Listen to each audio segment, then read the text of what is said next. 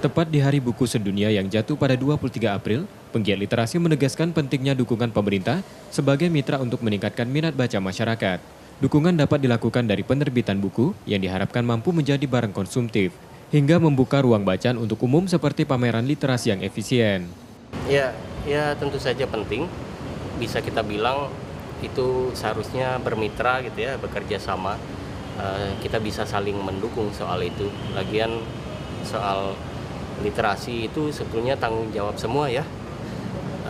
Kita mengingat lagi bahwa kita punya teknologi untuk mengasah kemampuan berpikir kita lewat buku literasi kita lebih terlatih ketimbang sekedar lintasan-lintasan informasi yang mungkin bisa kalau tidak hati-hati bisa menyesatkan.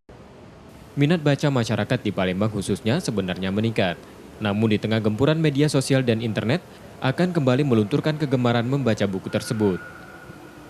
Reski Oktora, Tetra Surya, Kompas TV, Palembang.